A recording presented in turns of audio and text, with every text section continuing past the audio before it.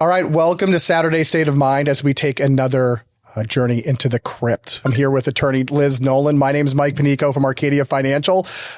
Tales from the Crypt is where we explore celebrity estate planning disasters and trying to learn something from the aftermath and do better and not repeat the same mistakes. And this week, Liz, we're going to be talking about arguably one of the greatest musical artists of all time, certainly one of the greatest guitar players, and such a controversial figure on many different levels. We're talking about the one, the only, the Prince. We are. We're jumping right in. So his real name is Prince. Did you know this? I was not aware that his birth name was Prince, but I know that he did also change his name to a symbol at one point. He did. Yeah. And we'll have to unpack that a little bit. So some of like the basic biographic stuff. He was born Prince Rogers Nelson back in 1958 in Minneapolis, which of course is always like the center of all American culture these days, it seems like. And he left us in 2016, unfortunately due to a fentanyl overdose. I didn't remember that part. I didn't remember that either. I don't even remember the mentioning of overdose in the news. I just remember him dying. And then, of course, the subsequent estate issues that came after for years. So sad. Some of the greatest artists seem to be the most tortured souls. They do.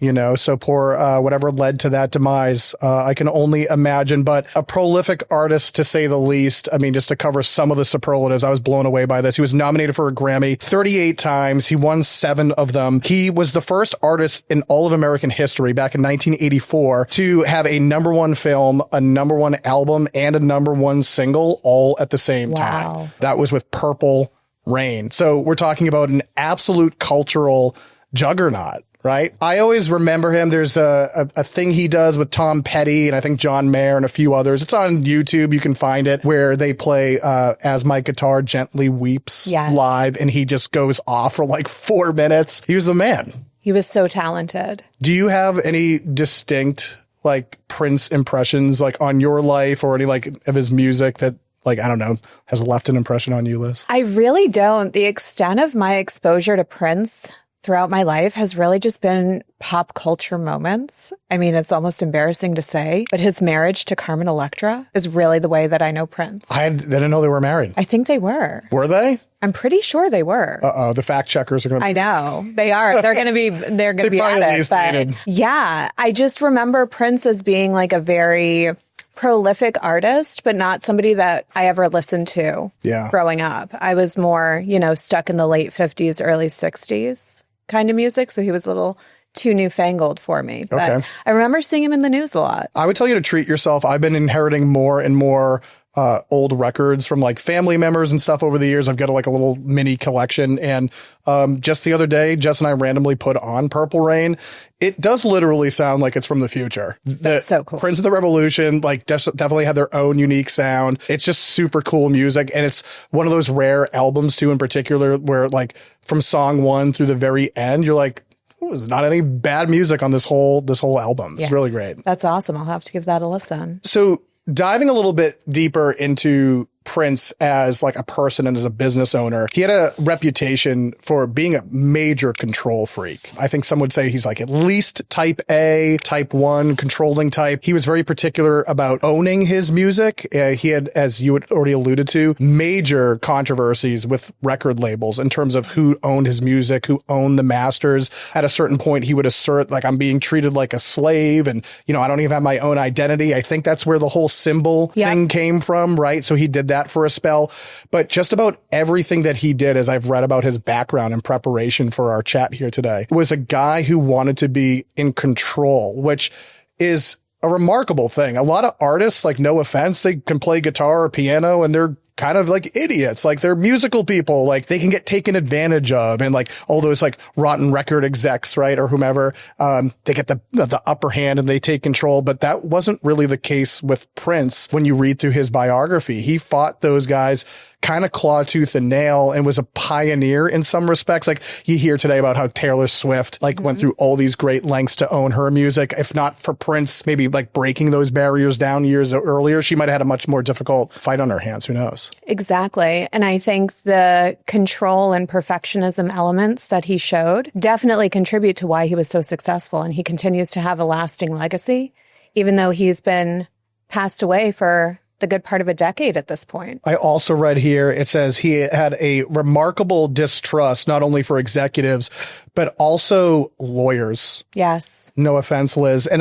taken. And I have a feeling this is maybe what contributed in part to some of what it is that we're about to discuss. Because, of course, we're going to get into the mistake that Prince had made and like the consequences for it. This was a guy who developed trust issues. Yeah. Right. So he wanted to be in control, and people were often fighting him for control, either for rights or money, contracts, things like that. It probably led for him to postpone, in some cases indefinitely, planning for the inevitable, the future, the what ifs. And when you have success, you often think at some point, I'm going to bring in the attorneys, if not to negotiate the next record deal, but to assist my family if something were to happen to me. I take a blow to the head, I'm stuck in the hospital, I get hit by a bus, I'm knocked out of reality.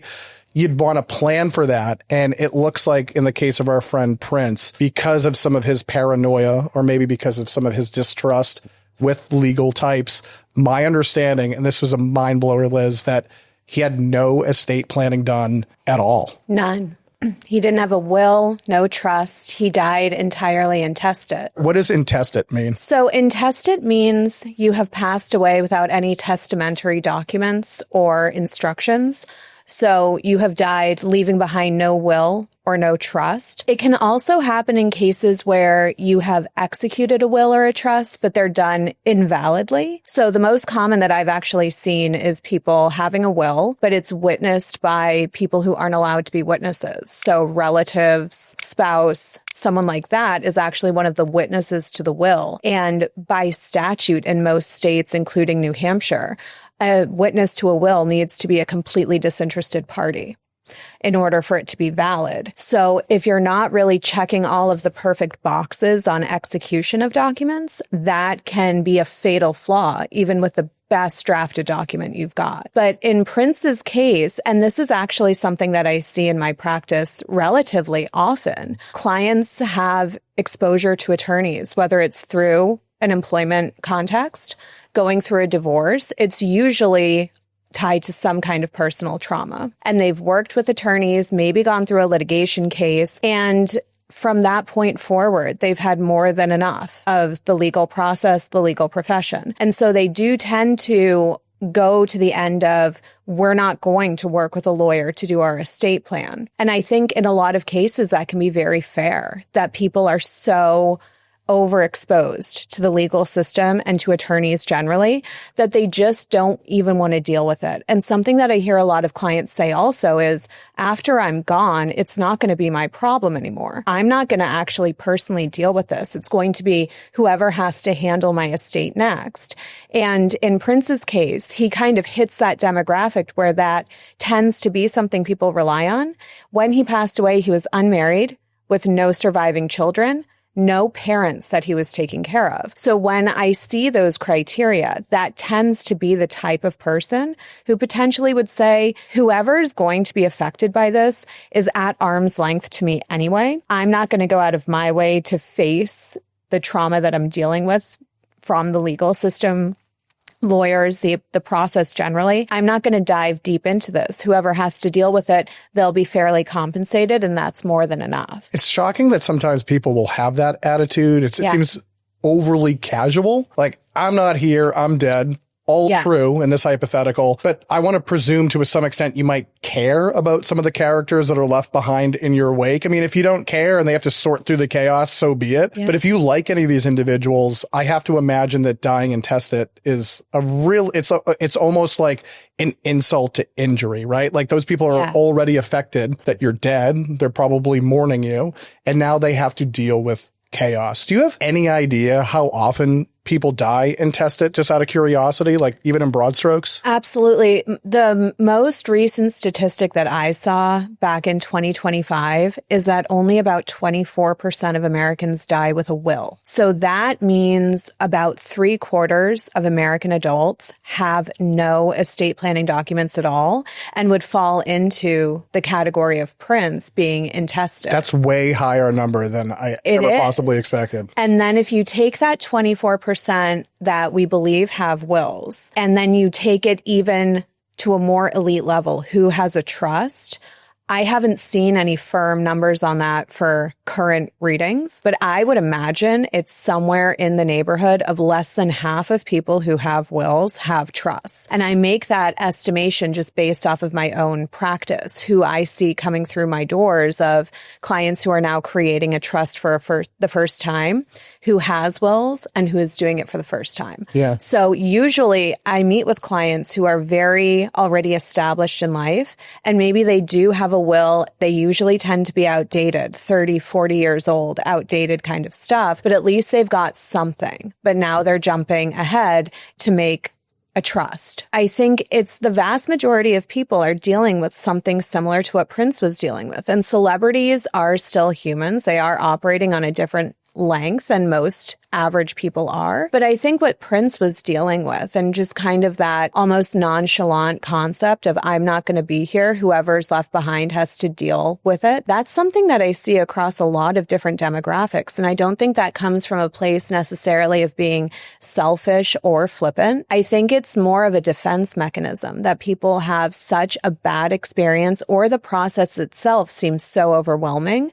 that in order to preserve themselves, they just are choosing not to go down that path. It hits people who are very wealthy, like Prince, because it makes them actually face the fact of, I have all this money, who am I actually going to leave it to? And then that can sometimes be distilled down to, what did I do this all for in the first place? And then on the other hand, I see people who have large families who have no planning done. And the entire reason that they've held it off is the concept of their own mortality and the devastation that that could cause so many people that they love. It's too much for them to handle. So I understand and empathize so much with people who have difficulty going through the estate planning process, because it is very emotionally draining. But exactly what you're saying is very true. That stick your head in the sand and not deal with it while you are affirmatively able to is creating a huge amount of work for people that love you when they're already dealing with pain and grief during that time. So it is adding insult to their injury, but usually for the decedent, that wasn't their intent necessarily in doing nothing.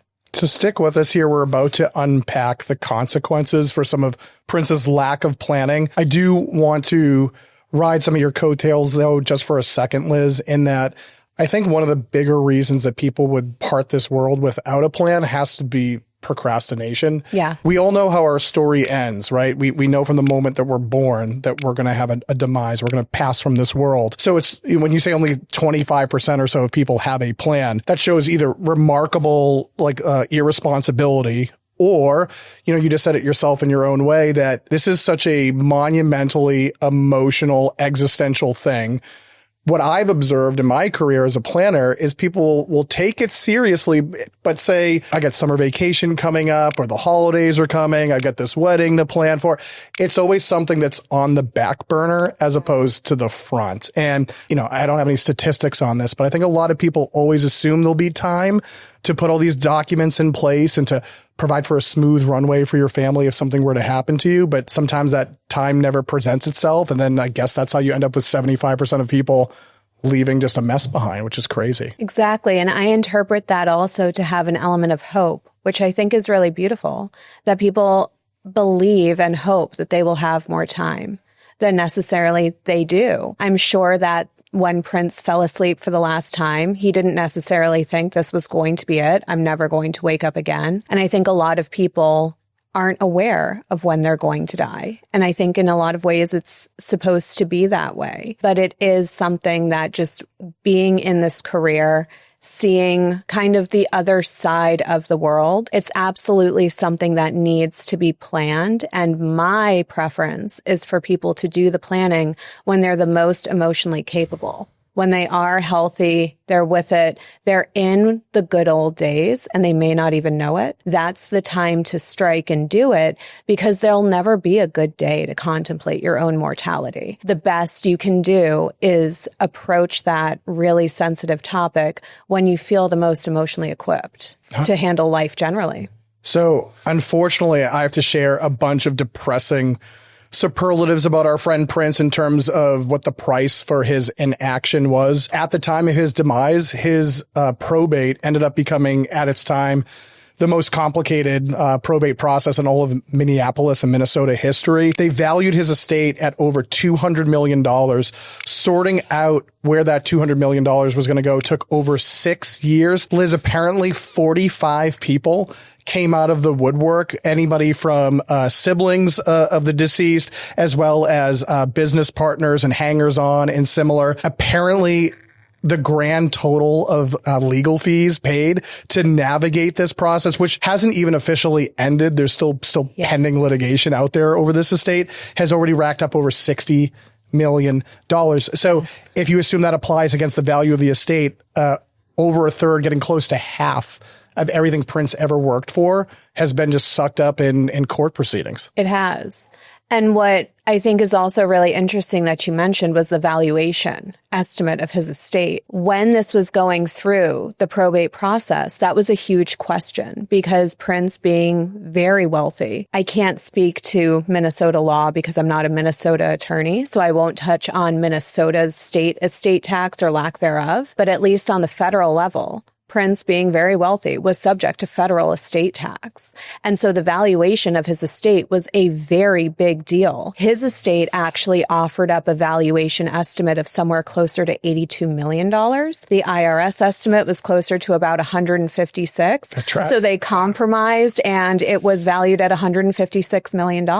And so estate taxes were paid based on that very high valuation amount. Had Prince engaged in estate planning, there are tax mitigation strategies where we could have, or his attorneys could have, put in provisions that would allow CPAs, accountants, any other appropriate party to get in there and start doing the valuation of his estate to make his taxation a lot more favorable. So in addition to the lawyer fees eating up a significant amount of his estate, the taxes that his estate paid were absolutely astronomical, at least in part to the federal government. Prince could have used that money to benefit causes that he really personally approved of and preferred. When the money goes to the government, of course, we have no say in that. The government shall spend it as the government deems fit. And for some people, that would be fine. I'm sure for someone as opinionated as Prince, he may have had some objection to how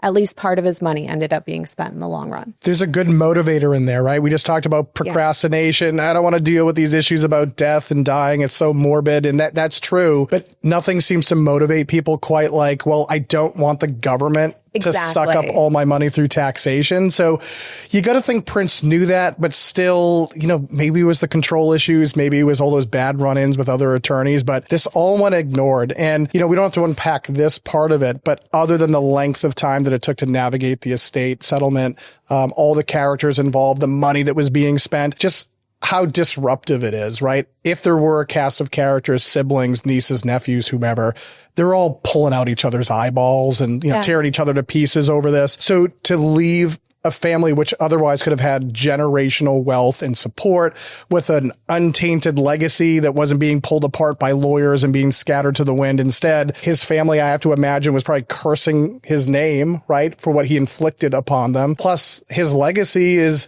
kind of like strewn all over the place in terms of who owns what and how it's going to be used in the future. And again, for somebody who had the kind of control issues that he had, to leave it to chance like this is mind-boggling. Yes, and I'm sure had he known, had he seen how people would behave over his money that he worked so hard for and over his collection and his intellectual property, had he seen the actual ultimate behavior of the people involved, I think he would have been horrified in a lot of different ways. But his lack of planning really forced the Minnesota statutory scheme to determine where the money would go. So throughout the approximately 6 years of litigation that it took, the initial intestate scheme of Minnesota really said, kind of right off the bat, just taking a look at the case, looking at the statute, that his closest living relatives would be his siblings and half-siblings. So just from a completely objective viewpoint, it would give us the impression that's who should inherit this money. Well, after all of that litigation happened, the millions of dollars were spent, the lawyers were the only real winners that came out of it. It was held that his 6 siblings and half-siblings were the legal heirs who had the right to inherit the rest, remainder, and residue of his estate. And so had he just put that in writing, encapsulated it, it would have been a much cleaner event. It could have even gone logically in accordance with Minnesota's intestate scheme. I have written those kinds of documents for clients before where we distribute rest, remainder, and residue to the heirs at law. My clients may not know who they want to leave the money to, but at least they know it's going to go to their closest living relatives. He could have done that if that's all he cared about, and it would have completely stopped this entire mess. We had the initial answer off the bat at the beginning, but went through this, in my mind, kind of unnecessary path of litigation for 6+ years, drained about a third of the estate just for the final result to be the same anyway. Liz, let's assume that maybe someone watching here is like Prince, that they're a little bit paranoid. They have control issues. They're a procrastinator. They don't trust lawyers all that much. And so they're pretty close, if not already doing nothing. Yes. But they're willing, having learned a thing or two here, to maybe take a step or two forward in the right direction, keeping this as simple as possible. If you just wanted to take that one step in the right direction, what would you recommend that somebody do in the aftermath of having learned about Prince and his story? What's one first prudent step that you might want to consider taking here? I really think the first step is to decide how much of a mess do you want to leave behind. Before you even do anything in terms of Googling, I think it requires you to ask yourself, do you truly not care about what happens when you're gone? Because if you don't, well, then the answer is quite self-evident. You continue to do nothing. So we don't have any advice for the agents of chaos that want to... If they really want to surrender to the governmental statutory schemes, that is absolutely your right. That's what most Americans are, in fact, doing by not engaging in any estate planning. But for the vast majority of people I know who have some kind of distrust toward lawyers, which again, I think can be often pretty fair, that distrust also may lie in the government. They may tend to be very private individuals. And so it seems almost a bit ironic, but the more private you are, the more a lawyer can actually help you stay that way. It's a great point. During your life, but also after death. You mentioned that Prince was a notoriously private person, which that ends up making this story even sadder. Right, because that we're so talking public about this, that his probate was so widely known that we can just go on to any website and find out all of the details of who came forward, what his net worth was, what assets he had. We can see the pictures. All of the private, personal things of his life are now splashed across the internet forever that we'll always be able to see. Had he really wanted to preserve his privacy, my advice to him would have been make trusts, not just one, but multiple. You can keep this a lot more quiet if you do engage in estate planning. Your family might be able to supervise the administration, or you can have a trusted fiduciary doing it on your behalf. It doesn't have to be a family member. You can start bringing charitable organizations into the mix, especially someone with his net worth, and have the entire thing ready to go so that when death does come knocking, as it will for everyone, the plan is ready and it just smoothly goes into effect and the public is never necessarily notified. So what I heard is make a decision not to sow chaos, to have a plan. That was step one. Step two, I want to unpack just for a second though, because I thought you would have said something like create a will, but you leapfrogged right to creating a trust. I did. Is that because of the size and the complexity of his estate? Is that more of a standard recommendation that you might give? And either way, could you break that down a little bit? Absolutely. For the size of the estate, that's why I specifically said trusts in the plural. Just because there would be a lot of mitigation strategy that we would be able to undertake with someone of such a large net worth in order to make tax advantage decisions and just whatever accomplish his goals, his dispositive provisions in the various trusts. But even leaving that aside, because we were speaking about privacy issues, right? If you are of a private mindset, the trust, my understanding is that it's going to allow your affairs and your assets to be dispensed in a way that goes outside of the public eye. Yes. Whereas with a will, you kind of invite the public scrutiny by proxy or default. Is that accurate? That is the spirit So trusts, and I can speak to New Hampshire as the state. Trusts in the state of New Hampshire are privately administered documents. We are not required to record trusts in any public registry. In surrounding states, at least parts of trusts, mostly certifications of trusts, are recorded in public registries of deeds and other public sources. But that being said, the dispositive provisions of trust, which are really the meat of what people look for, where the assets go after someone passes away, that need not be publicized. That is an entirely private affair that may or may not be subject to change depending on what the client makes. But in any event, trusts are generally significantly more private than a will, because wills generally always involve the third branch of the government, the court system. Yeah. When you only have a will, it's exactly what it sounds like. It's an expression of your last will and desires. It gives a probate court some guidance of where you want your assets to go, but that is not ironclad. That doesn't mean it's exactly how it's going to go forward. And if you're going through probate, it will start some kind of a court system. It's going to open up a probate case. Generally, attorneys are involved as they would be in any other case.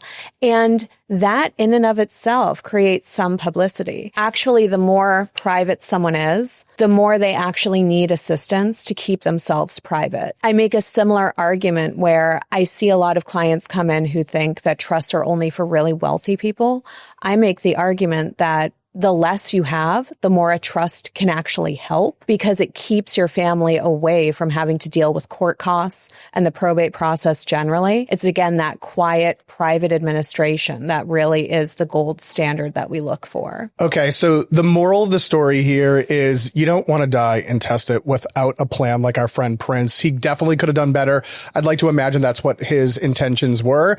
He just didn't make those intentions known. So if we take some plays here from our friend Liz, what I heard is make a decision to take action, decide it's important for you to avoid taxation and to maintain privacy. And a lot of that's going to come on the other side of taking action and maybe exploring whether a will or a trust is right for your situation. Thank you for joining us on Saturday State of Mind. If you would like to dive deeper into the crypt, check out our episode about Nathan Carman. It's awesome and creepy, and you'll learn something from it. Check it out.